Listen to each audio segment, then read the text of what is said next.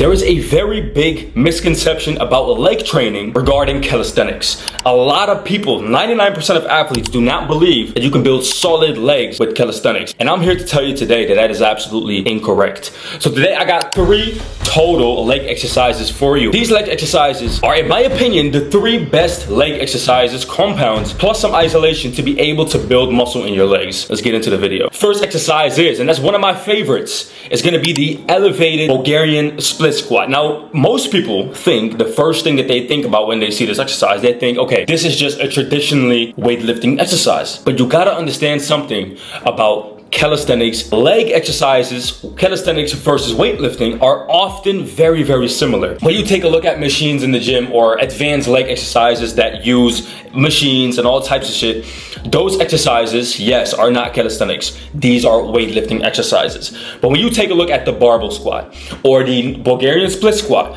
or a sissy squat with weight, lunges, all these exercises are calisthenics. The only difference that you're making is by adding weight. It doesn't matter if you place the barbell on your back, on your legs, if you have a weight vest on, you're doing calisthenics. If you're interested in my advanced blueprint to be able to go from skinny to jacked within 6 months time with calisthenics training, go ahead and go to the top link in the description and you'll be able to make that transformation yourself. So if somebody is doing walking lunges in the gym and he doesn't believe in calisthenics, he is simply doing weighted calisthenics. He believes in it himself.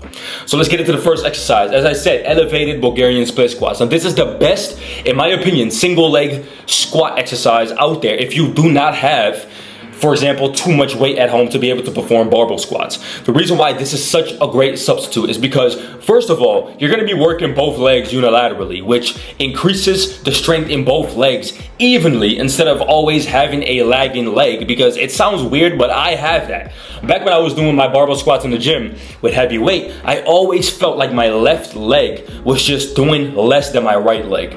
And that is something that I started to fix with Bulgarian split squats, but I always did them the regular way. I never did them the way that I'm showing you in today's video, where you have both feet elevated. The back one is of course elevated as always, but the front one as well, so that you actually can go deeper than the ground usually allows you. So the moment when you do that, you're gonna get the most stretch in your quads at that bottom position, which is absolutely beautiful. It hurts, and the bottom position is also the most difficult to get out of. So you're gonna be working that bottom position like no other. And the moment when you start prioritizing that bottom position, you're gonna become overall stronger in your legs. And this is something that I've been doing for the past month now, not even, I think like 2 or 3 weeks, and it has been serving me very well. Sore quads basically every time I do it. Key points that you want to focus on with this exercise.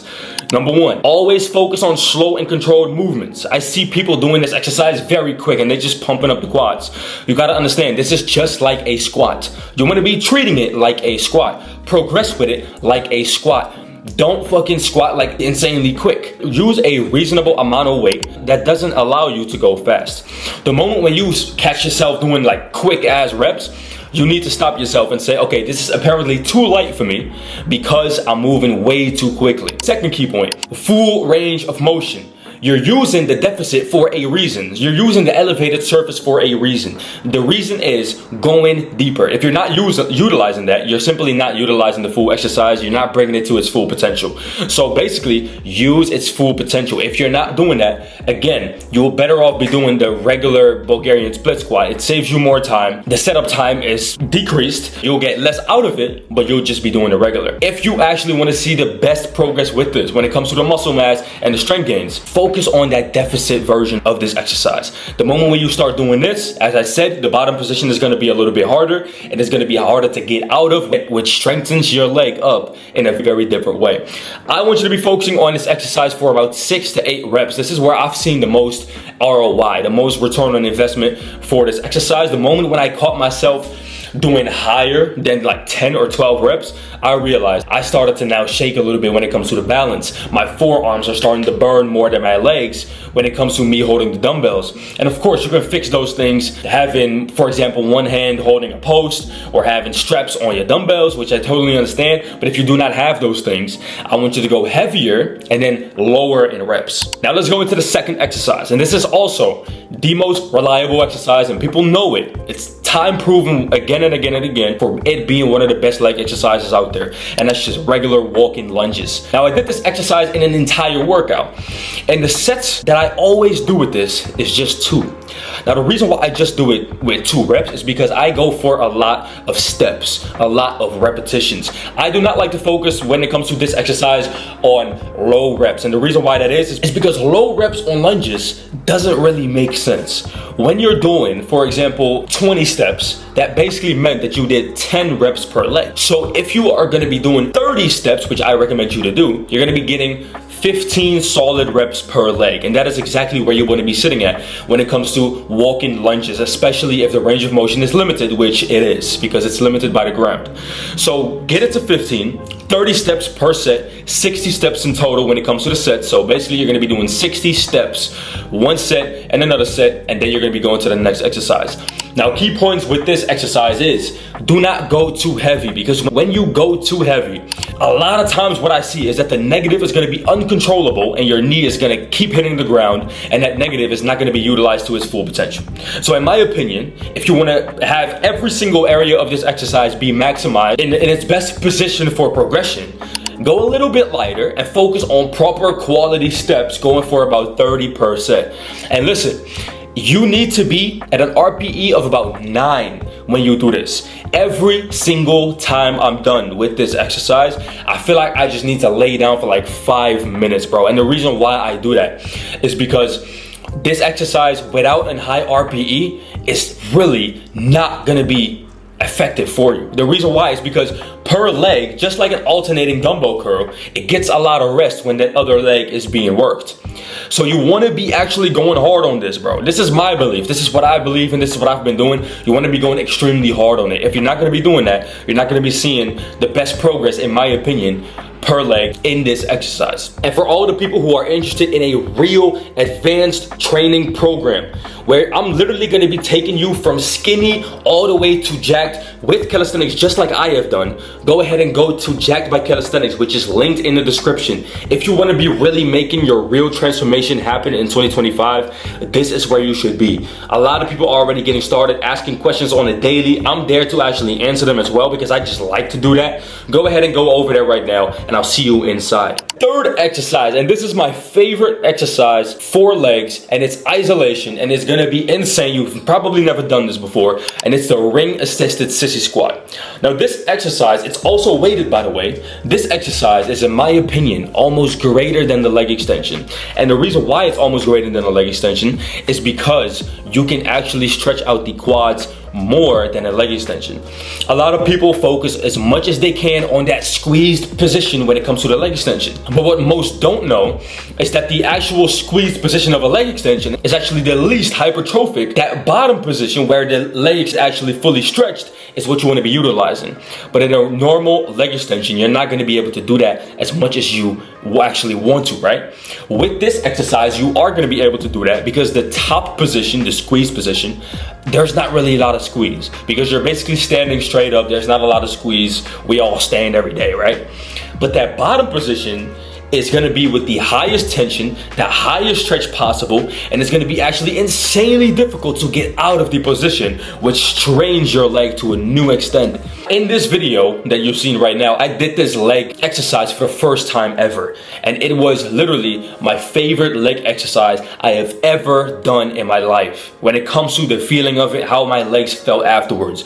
So for a big leg pump, you want to be doing this exercise at least twice a week. And my rep range on this, what I like to do is, again, about 6 to 8, because going high reps on this is probably not going to be that effective, because you're going to want to do this exercise quite slow, in my opinion at least. You want to be doing it as slow as you can, and you want to be sitting at that lengthened position for as long as you can, because that's where all the money is at. Your quads are under such an insane stretch, so that is where you want to keep it. The moment when you get out of that stretch is the moment when the tension is going to slowly start to fade away. The moment when you're all the way with locked out knees, this is where there's no tension no more, right? So you want to be spending time in that lengthened position on your quads so that you can see the most bang for your buck that way. Now, key points with this exercise, as I said, slow and controlled reps. This is very important. Slow and controlled reps are going to be your best friend when it comes to this exercise.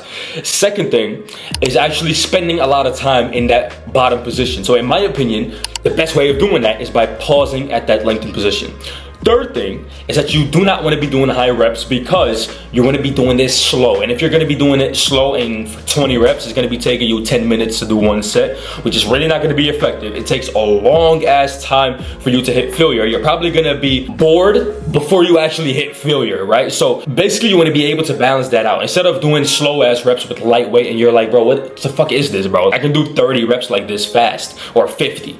So pick a pretty good, reasonable amount of weight where you can do a good amount of reps with, about 6 to 8, but slow and controlled reps, so that you hit failure at about 7 to 8 reps, but you're also doing them slow and not quickly. Now let's explain the entire workout that I did when it comes to all of these exercises.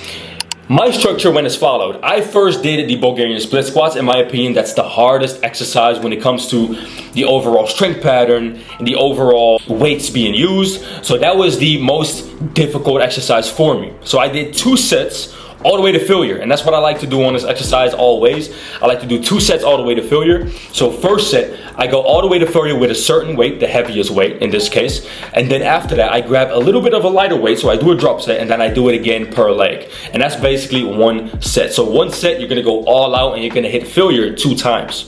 Second set, you're gonna be doing the exact same thing, very easy. And the rest, you wanna be keeping the rest. It's always very hard to explain rest when it comes to a training because for each and every individual, it's gonna be different. If you are doing like RPE 9 sets, right? Where you're not even like leaving -2 reps in reserve, basically. Then you wanna be resting for like a good amount of minutes. Like I'm talking about 2 to 4. If you're gonna, maybe even longer for some, right? For me, it's always about 2 to 3. If you're gonna be doing easy sets, then I recommend you resting for a very low amount of time, about 30 seconds to a minute. But I do not recommend you to do easy sets because it's not gonna be effective, bro. You need to be training hard with your legs. So fucking go ham with them. Use 2 sets where you're gonna be hitting failure 2 times, so 4 times in total, if you are actually going with 2 sets to failure by going to real failure. That's the way of doing it. Then we go to the second exercise, which is the lunges. That's the structure. So we're gonna be doing 2 sets of 30 steps. I did 2 sets of 30, and the reason why I did 2 sets of 30, I already explained that, is because I like to go high rep on this and not low rep, because each and every leg is resting quite long in between when you're doing your steps. So 2 sets of 30, about 2 minutes in between your sets, and you wanna be doing this with an RPE of about 8 to 9 as well, where you're going insanely hard. Then, we're gonna be doing the sissy squats assisted with rings. What I want you to be doing with this is really go hard. So I'm talking about an RPE of basically 9.5 to 10. And I want you to do 6 to 8 reps by going all the way to failure. And you're gonna be straining the fuck out of your quads. I literally want you to go so close to failure that you literally cannot even go up an inch no more in that lengthened position. So after that, you're even gonna be staying there for a little while and trying to pull your way back up. When that is not even possible, drop yourself down and get into the next set 3 to 4 minutes later.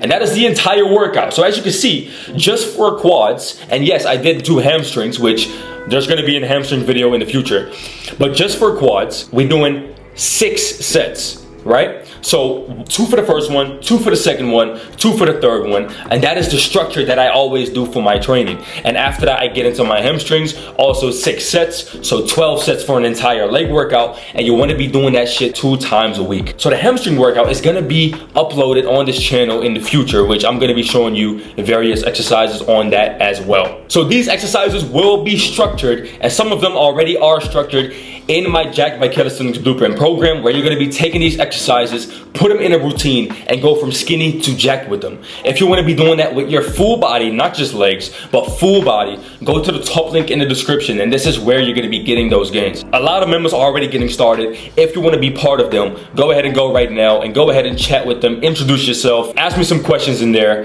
and I'll see you inside.